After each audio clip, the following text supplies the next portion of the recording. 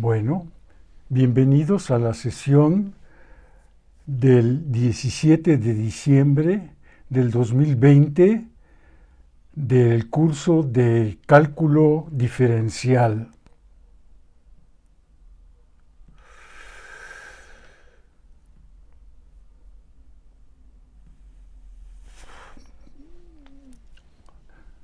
Bueno,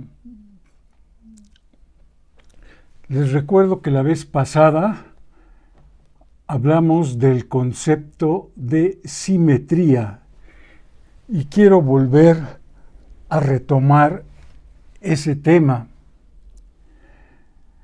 Entonces, una gráfica decimos que es simétrica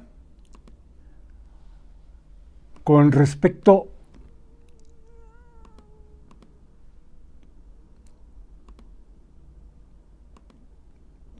a una línea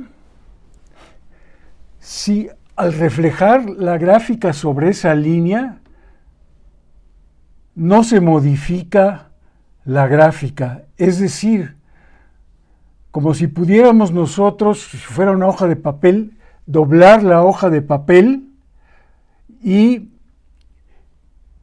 al hacer eso, por ejemplo, aquí, en este caso, si considero nada más la gráfica que está aquí dibujada en azul, si considero como eje la recta esta, el eje y doblo mi hoja de papel, lo que voy a obtener es esta curva roja de aquí, ¿no?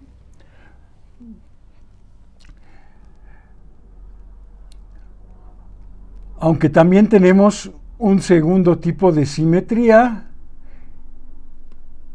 que es un poco distinto, porque aquí lo que necesito hacer, si yo comienzo con esta curva azul, más bien puedo proceder de dos formas. La forma más sencilla es la que les describí la vez pasada. Es imaginar que el origen lo dejamos fijo y que giramos esta figura respecto al origen. Y si hago aquí un giro de 180 grados, pues lo que logro es que esta curva azul va a estar aquí donde está ahorita la roja.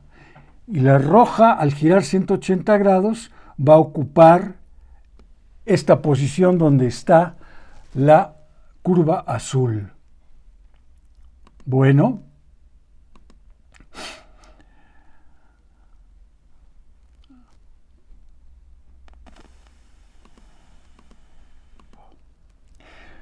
por ejemplo, dibujamos nosotros la gráfica de y igual a x cuadrada. Y efectivamente, si nos imaginamos que el plano coordenado se doblase a lo largo del eje y, las dos ramas de la gráfica coincidirían.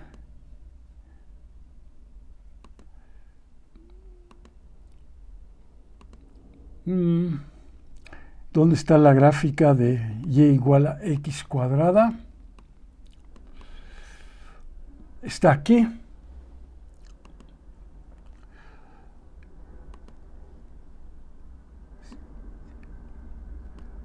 Por ejemplo, si yo doblo aquí a lo largo del eje y, pues este punto vendría a dar acá.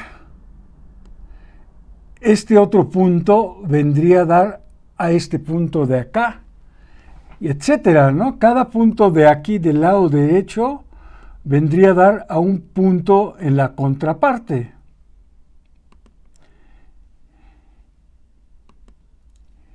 Sí, el punto 2,4 pues coincidiría con el punto menos 2,4.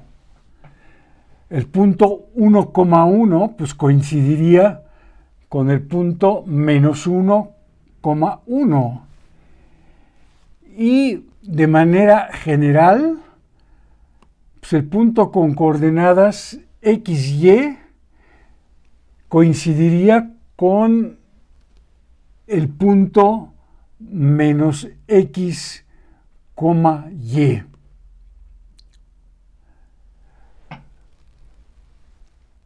Entonces, si tenemos una gráfica arbitraria, vamos a decir que es simétrica respecto al eje y, si siempre que el punto x, y esté en la gráfica, entonces también el punto menos x, y está en la gráfica.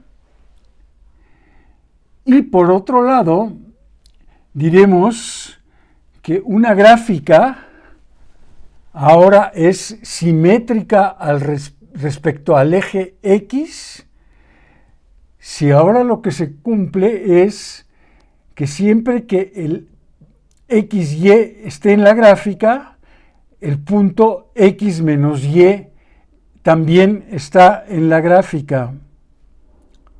Y eso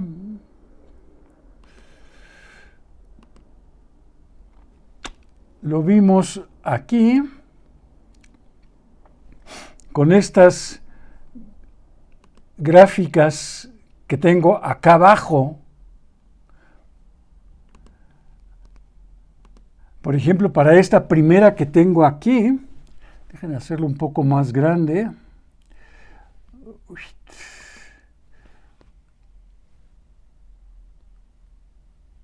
Así. Si este punto de aquí es el punto XY, entonces este que está acá abajo, pues es el punto X menos Y. Y siempre tenemos eso. Aquí tengo un punto y aquí tengo su contraparte, ¿no? Entonces, estas gráficas que tengo aquí, que no son gráficas de funciones, son simétricas con respecto al eje X, ¿verdad?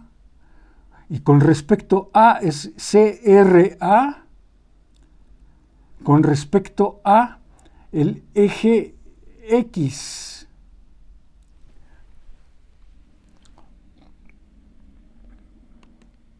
Muy bien. Y por último tenemos otro tipo de simetría, que es la simetría respecto al origen.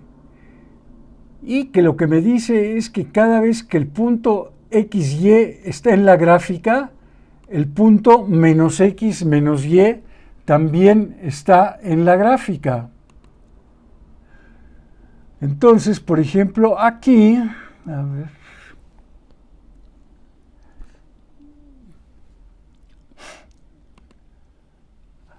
aquí para la gráfica esta del círculo, híjole, pero esto está, a ver, tengo que hacerlo más delgado. Si este de aquí fuera el punto X, Y, pues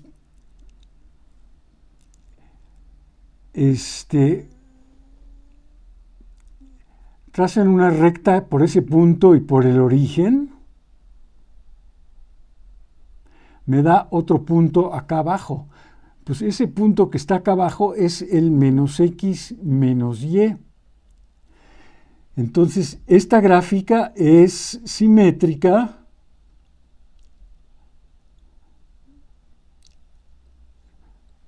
con respecto a el origen.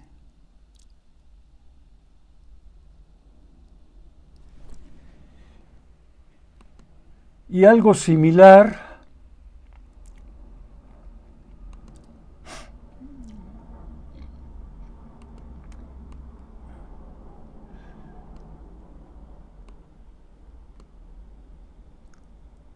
pasa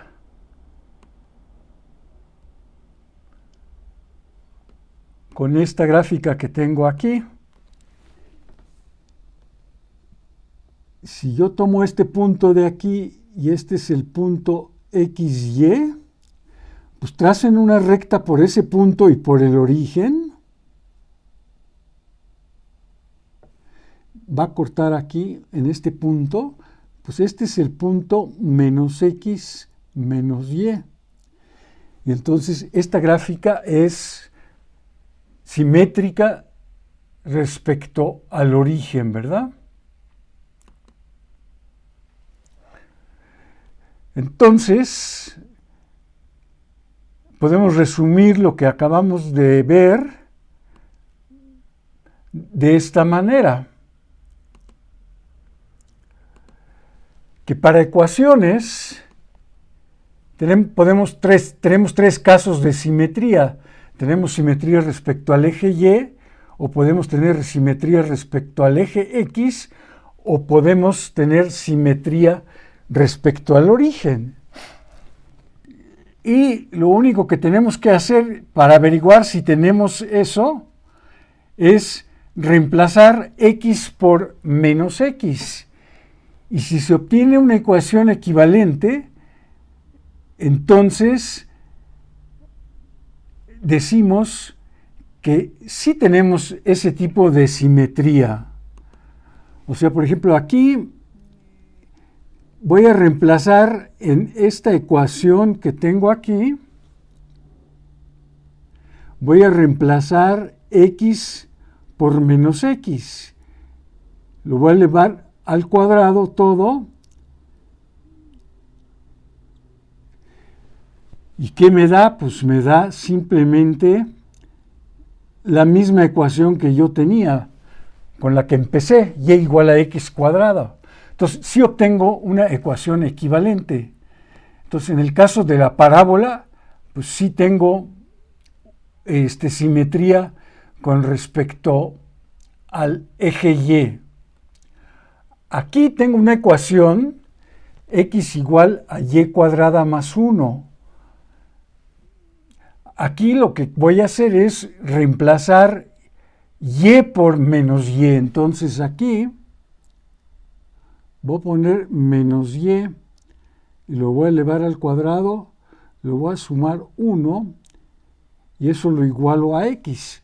Bueno, pues eso me da simplemente x igual a y cuadrada más 1, que es la misma ecuación con la que comencé. Entonces, sí tengo en este caso simetría respecto al eje X. Y finalmente, para simetría respecto al origen, pues tengo que hacer dos reemplazos. Tengo que reemplazar X por menos X y Y por menos Y. Entonces, para esta ecuación que tengo aquí de Y igual a X cúbica, pues reemplazo X por menos X y lo elevo al cubo. Reemplazo Y por menos Y.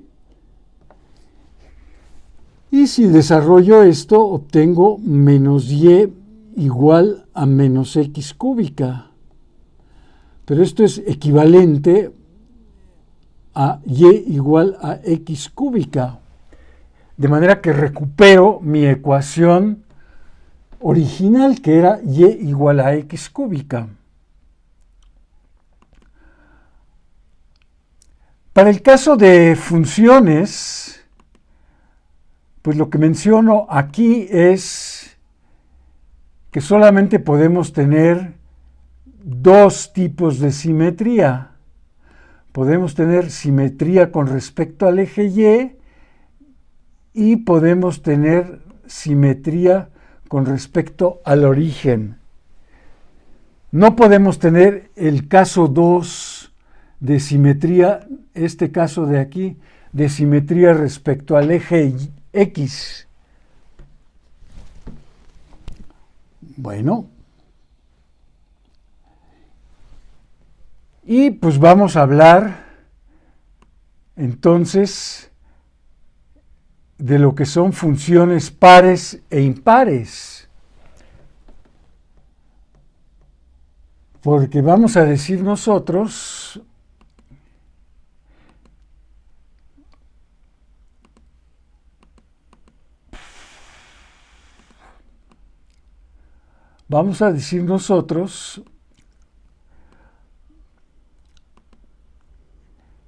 que una función es par si f de menos x es igual a f de x. Y vamos a decir que una función es impar si f de menos x es igual a menos f de x, pero para toda x en el dominio de la función. Entonces, por ejemplo,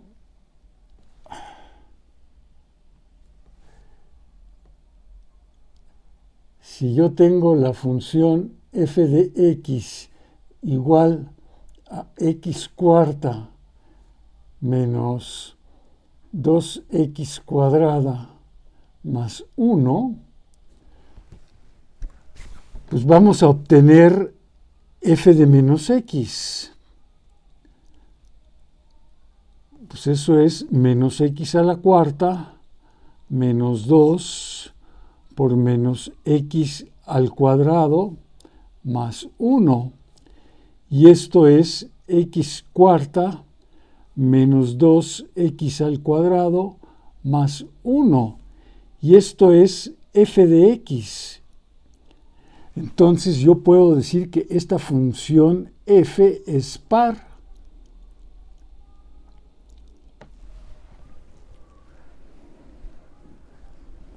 Y lo que sé automáticamente, por ser una función par, es que su gráfica es simétrica con respecto al eje Y. Por otro lado, si tengo una función, digamos, g de x igual a x quinta menos 2x cúbica más x, y calculo g de menos x, pues esto me da menos x a la quinta menos 2 por menos x al cubo más menos x. Y eso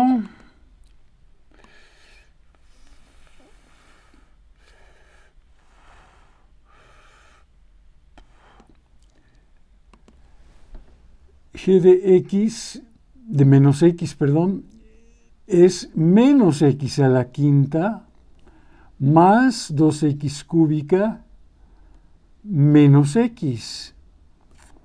Pero esto es menos x quinta menos 2x cúbica más x. Y esto es, lo que está entre paréntesis, es g de x. Entonces la función g es simétrica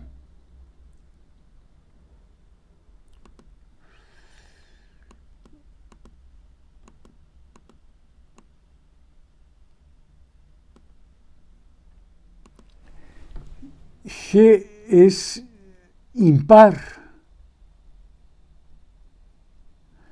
Por lo tanto, su gráfica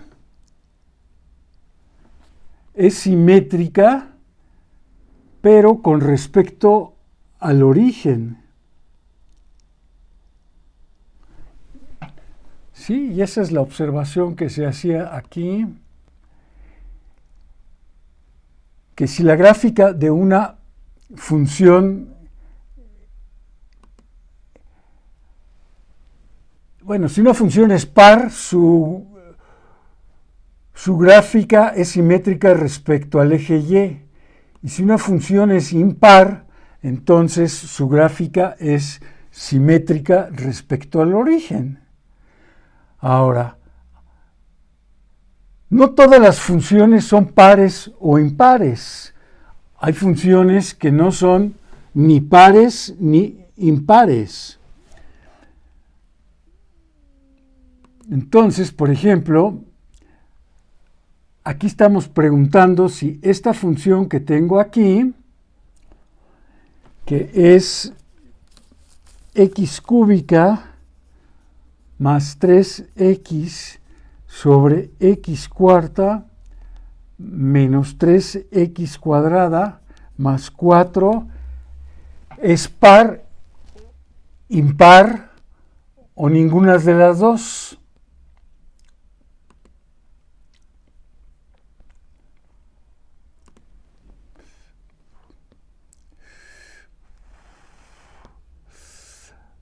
Bueno, f de x es ahora x cúbica más 3x sobre x cuarta menos 3x cuadrada más 4. Pues vamos a obtener f de menos x. Pues arriba me da menos x al cubo más 3 por menos x. Y abajo me queda menos x a la cuarta menos 3 por menos x al cuadrado más 4. Y eso me da menos x cúbica menos 3x sobre x cuarta menos 3x cuadrada más 4, y esto lo puedo escribir como menos x cúbica más 3x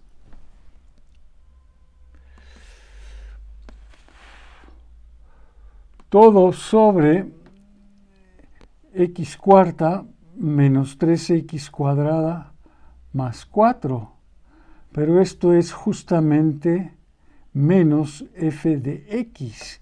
Entonces, la función es impar y por lo tanto simétrica respecto al origen.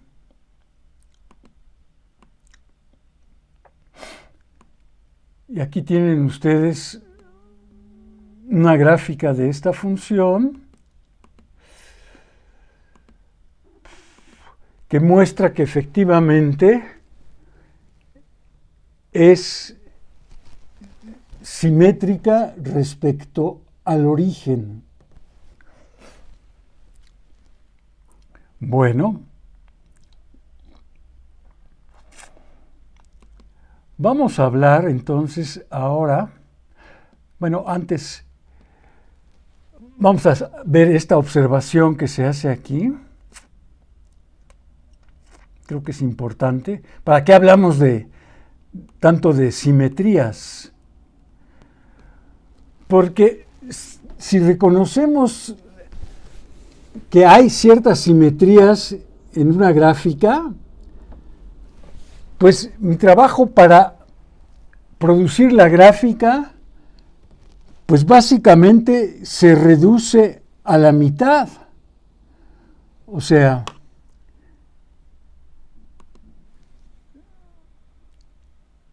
a ver, ay, no tanto.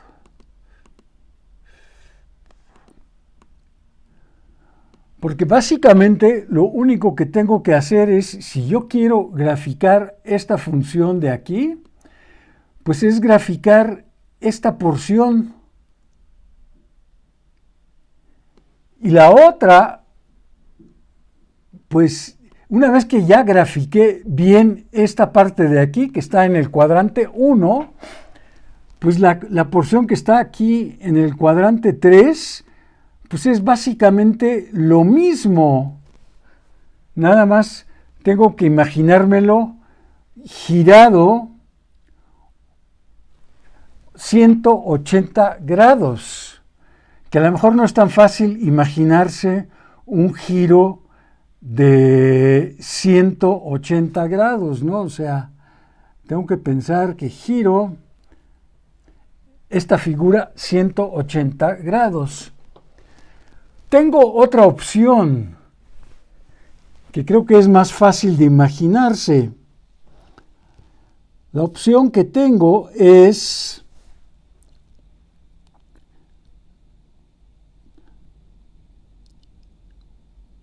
consideren aquí un punto XY. Entonces, primero imagínense que reflejo con respecto al eje X. Entonces, este va a venir a dar a un punto que está más o menos acá. Este es el punto X, menos Y. Y eso lo hago para todos los puntos, ¿no? O sea, para cada punto aquí que tenga yo, para todos los puntos que tengo aquí, hago lo mismo, ¿no? Reflejo con respecto al eje X. Y ahora lo hago seguido de otra reflexión. Ahora reflejo con respecto al eje Y. Entonces, si reflejo este punto, va a venir a dar acá. ¿Y este punto cuál va a ser? Pues va a ser el punto menos X menos Y.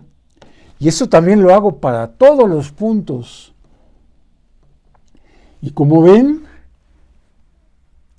el punto inicial es el X, Y, y el punto final es el menos X menos Y, que es justamente la propiedad que se necesita para tener simetría.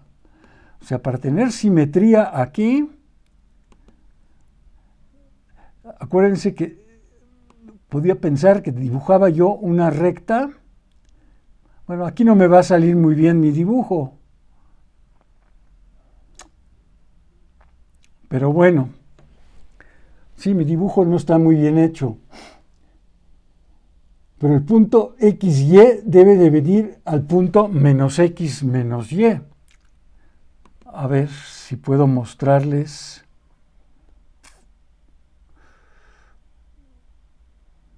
Yo quería mostrarles algo aquí, pero no lo veo.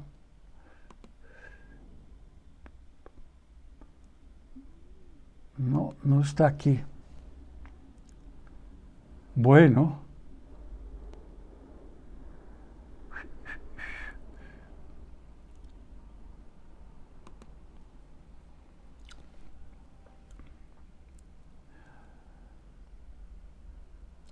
Entonces, sí.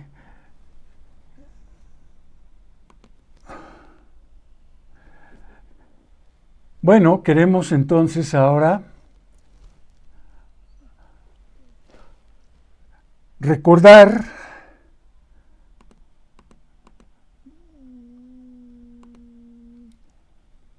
que una función consta de 3 partes. Sí, por eso una función la pienso como una terna de objetos. Tenemos 2 conjuntos A y B, que son conjuntos pues no vacíos, porque pues, no sería muy interesante el caso en el que alguno o los dos fueran vacíos. A, por supuesto, es el dominio, B es el codominio y F es la regla de correspondencia, que a cada elemento del conjunto A le asocia un único elemento del codominio, ¿verdad? Entonces también lo podemos pensar así. Tengo A, tengo B y tengo F. Esta es mi terna. Y F, a cada objeto de A le asocia uno y solamente un elemento de B. Ahora, generalmente o muchas veces, cuando nos dan una función, lo único que me dan es una fórmula. Y no me dan más. O sea, muchas veces me dicen, no, pues considera la función f de x igual a x cuadrada más 2. Y eso es todo lo que me dan. Entonces nada más me están dando esta parte de aquí. Y por el contexto, yo tengo que averiguar o decidir, pues, quiénes son estos conjuntos A y B. Pues con el conjunto B generalmente no me hago bolas y lo tomo como lo más general que puede ser. Lo tomo como el conjunto de los números reales.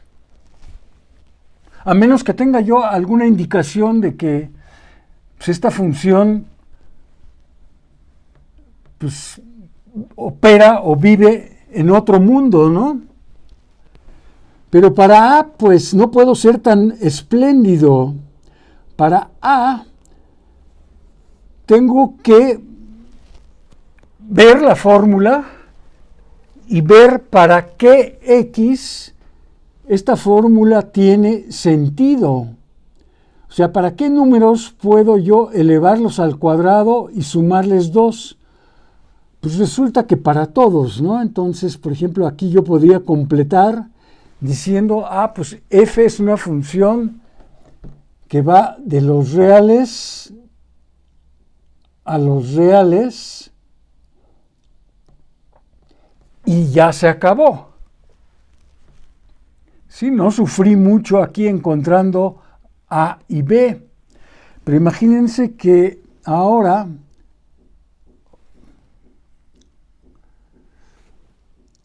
g de x es una función ligeramente distinta, es 1 sobre x más 2. Pues otra vez puedo ser muy generoso y decir, pues que b sean todos los números reales.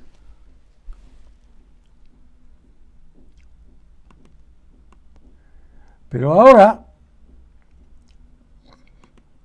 ¿qué pasa con A? Esta fórmula que tengo aquí, 1 sobre x más 2, ¿siempre está definida para cualquier x? Pues no, ¿verdad? No está definida cuando x es igual a menos 2. Esta fórmula no está definida. Entonces tengo que excluir al menos 2. Y es el único que tengo que excluir. Entonces puedo tomar aquí el conjunto de todos los reales, exceptuando el menos 2. O en notación de intervalos, pues el intervalo de menos infinito a menos 2, unión el intervalo de menos 2 a infinito. Y son abiertos, ¿no? Eso es lo importante. Que aquí es abierto por la derecha y este intervalo es abierto por la izquierda. Porque estoy excluyendo al menos 2. Bueno, tampoco sufrí mucho en este caso. Pero es que las fórmulas pues realmente son sencillas. Vamos a hacer un último caso. Si tengo h de x igual a raíz cuadrada de 3 menos x, pues otra vez para b puedo ser generoso y tomar todo r. Pero para a tengo que tener mucho cuidado, porque yo sé que la raíz cuadrada únicamente está definida para números positivos o cero. O sea, yo necesito que el argumento de la función raíz cuadrada, que es 3 menos x, tiene que ser mayor o igual que 0. Porque si fuera negativo, pues la raíz sí existe, pero no es un número real. ¿Y esto qué quiere decir? Pues quiere decir que 3 tiene que ser mayor o igual que x. O sea que lo que quiero es este intervalo, el intervalo que va de 3, incluyendo al 3, hasta infinito. Entonces, este va a ser mi conjunto A, el conjunto más grande para el cual la función h sí está bien definida. Bueno, pues todos esos ejemplos lo que ilustran es lo que se trata de dar a entender aquí al hablar de lo que es el dominio natural de una función. El dominio natural para una función es el conjunto más grande que puedo seleccionar para el cual la fórmula pues me da valores reales de y. ¿Sí? Entonces, estos ejercicios que hicimos aquí pues fueron para encontrar el dominio más grande para las tres funciones. Pues sí, lo único que debemos de recordar para esto es que los problemas que podemos tener es precisamente como ocurrió acá, por una división entre 0, y también el problema que tuvimos aquí fue de la raíz cuadrada de un número negativo. Pero fuera de estos dos casos que se mencionan aquí, la división entre 0 y la raíz cuadrada de un número negativo, pues como que no tenemos otros problemas, ¿no? Ahora,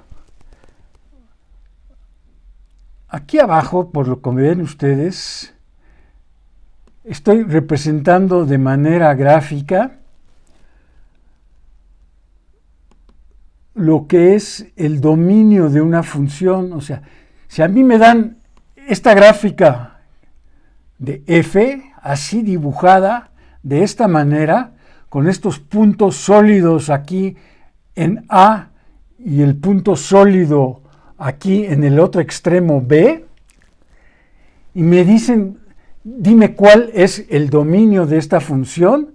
Pues el dominio es este intervalo que tengo acá, es el intervalo que va cerrado desde A hasta B, y es cerrado porque, insisto, aquí me pusieron unos puntos sólidos en los dos extremos. Si me hubieran puesto aquí unos puntos agujerados, pues en alguno de los dos extremos, pues entonces en ese extremo tendría yo que tomar un paréntesis, ¿verdad? No un corchete. Entonces, sería el dominio de esta función. Este sería el dominio de f. El codominio de esta función f, pues puedo pensar, como siempre, de manga ancha, que son todos los reales. La regla para esta función, pues esa no me la sé. O sea, la regla de correspondencia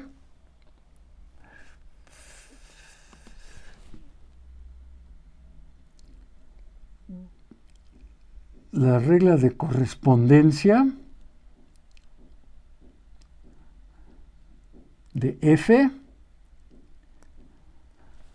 pues no la sé, porque no me la están dando. Como que nada más me la puedo imaginar cuál es, pero pues lo que yo me imagino es tan bueno como lo que cualquier otra persona se imagina, ¿no? O sea, yo no tengo certeza de lo que yo me imagine es lo correcto, ¿no?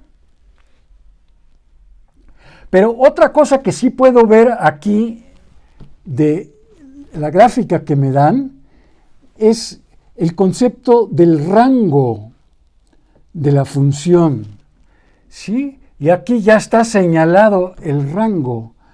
Entonces, aquí el rango de esta función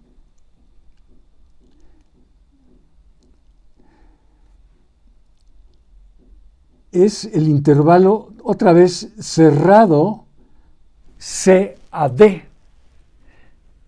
Sí, es este intervalo que tengo aquí. Estos son los valores que la función f realmente asume. O sea, este valor C, que es el mínimo, pues aquí estamos viendo dónde lo asume, ¿no? Lo asume en un punto que más o menos anda por acá. En este punto que puse ahí es donde la función f toma el valor c. Aquí lo estoy haciendo a ojo, ¿verdad? Aquí el valor d, pues más o menos hay un punto por acá donde la función toma el valor d. Y en el resto de los puntos, pues la función toma valores intermedios entre c y d. A ver, déjenme ver si les puedo mostrar algo que tengo acá.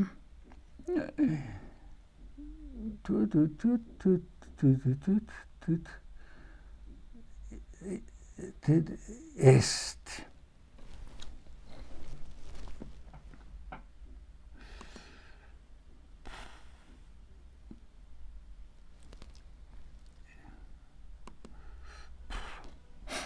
Aquí tenemos una pequeña aplicación.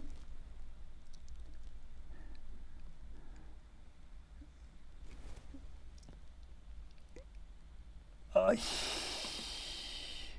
los anuncios y todo.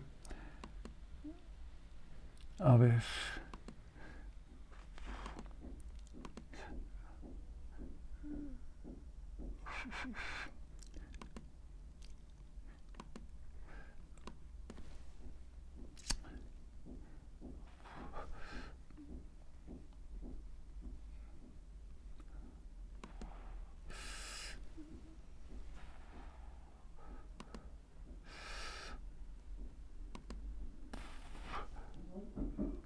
A ver, pero no me deja.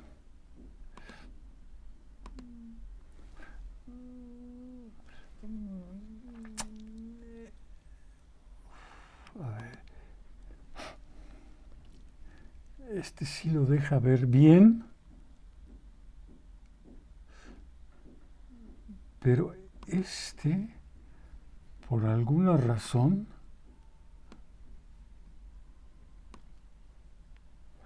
a ver,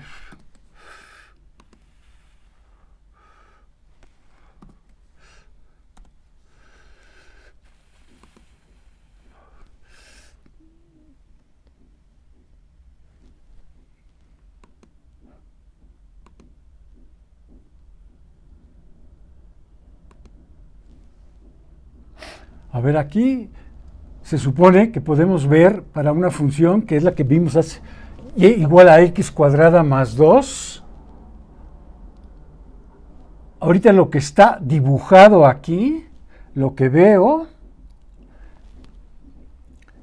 aquí abajo ven ustedes el dominio que va más o menos de punto 4 hasta 3. ¿Sí? Es desde este punto que está aquí, que es punto 4, hasta este de aquí, que es 3. Y aquí tengo el rango, y ese es ahorita más o menos de 2.2 hasta 11. Yo puedo cambiar el dominio. Por ejemplo, puedo hacerlo más grande. Y el rango, pues como ven, va cambiando. Aquí, por ejemplo, ya me dice que el dominio es desde menos 5.1 hasta 3, y el rango en este caso es desde este valor más pequeño que es 2.8, este valor más pequeño que es 2.8, hasta este valor que está aquí que es 28, ¿verdad?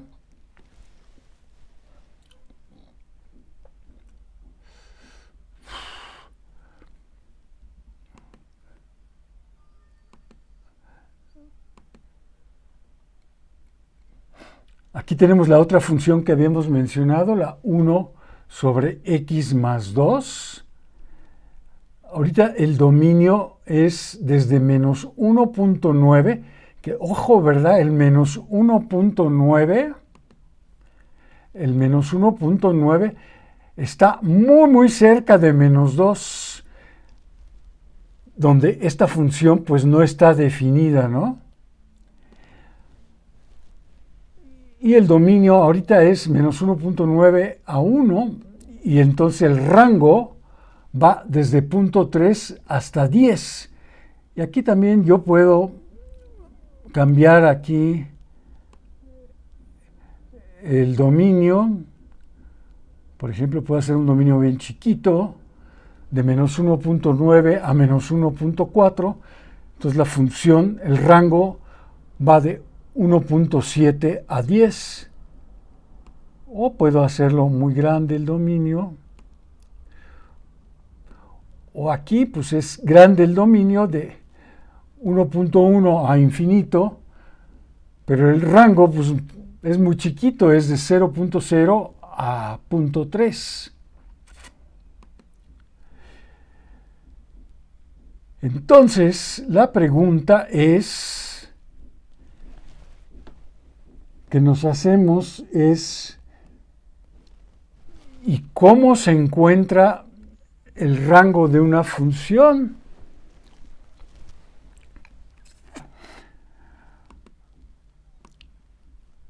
Vamos a ver. Vamos a considerar, por ejemplo, la función que teníamos muy sencilla, x cuadrada más 2.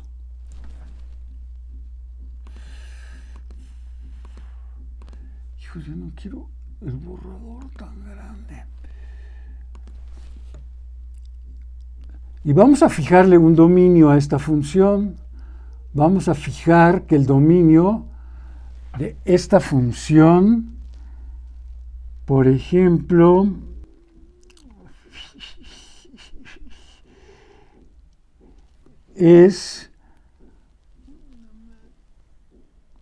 vamos a pensar que es de 0.4 hasta 3. Si este está fijado de alguna manera arbitraria. Entonces, ¿qué sé yo? Pues yo sé que x siempre está entre punto 4 y 3. Y en particular, sé que mis números son siempre positivos, o sea, tengo dos números. Acuérdense que si sabíamos que dos números A y B son positivos y A es menor que B, entonces también sabemos que A cuadrada es menor que B cuadrada. Y aquí estoy trabajando con números que son todos positivos. Entonces sí puedo valerme de este principio. Entonces, yo sé que 0.4 al cuadrado es menor o igual que x al cuadrado es menor o igual que 3 al cuadrado, porque esto también es válido cuando tenemos aquí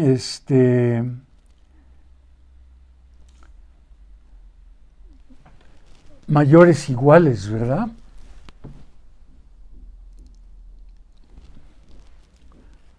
Bueno, pero ¿cuánto es eso? Pues el punto 4 al cuadrado es 0.16. El 3 al cuadrado es 9. Y ahora acuérdense que en una desigualdad podemos sumar o restar sin afectar. Entonces voy a restar 2, entonces voy a poner aquí 2 más 0.16 es menor o igual que x cuadrada más 2 es menor o igual que 9 más 2.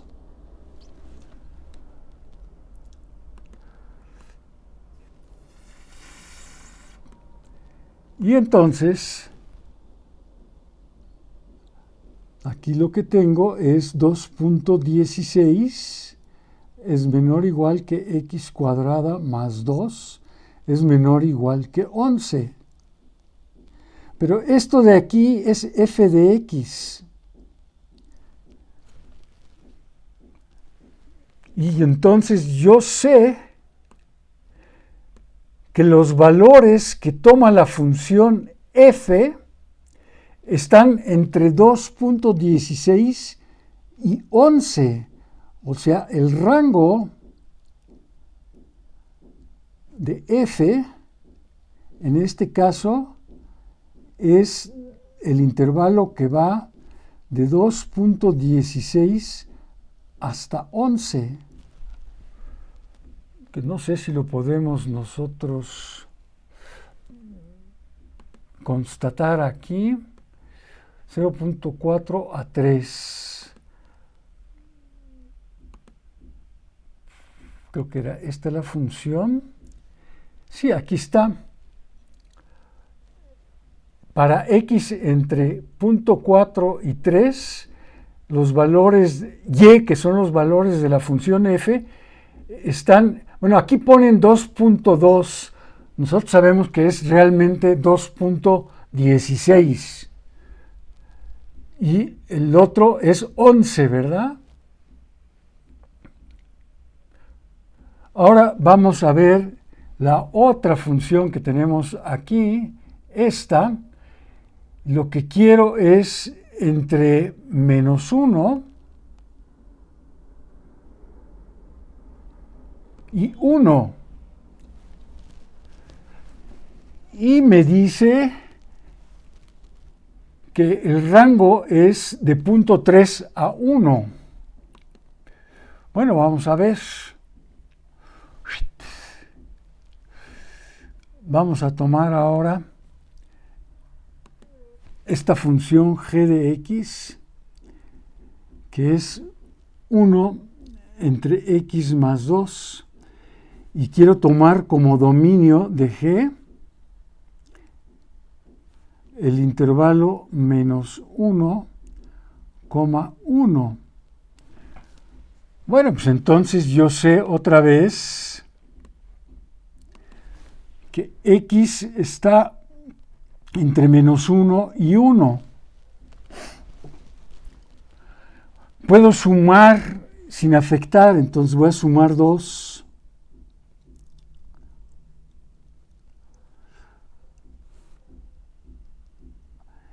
Esto es 1, esto es x más 2 y esto es 3. Y se acuerdan que si teníamos números a y b otra vez positivos con a menor que b, pues entonces el recíproco de a es mayor que el recíproco de b. Y aquí estamos en esta situación. Todos mis números son positivos. Entonces, si obtengo los recíprocos, el recíproco de 1 pues es 1. El recíproco de x más 2 es este. Y el recíproco de 3 es 1/3. Y ya acabé. Esta es la función g de x. Esto que tengo aquí es g de x. Y g de x es mayor o igual que 1/3 y es menor o igual que 1. De modo que el rango de esta función g es el intervalo que va de 1/3 hasta 1. Sí, que es lo que vimos, aunque ahí decía 0.3, sabemos que lo que quiere decir es 0.3, 3, 3, etcétera, ¿no? Bueno.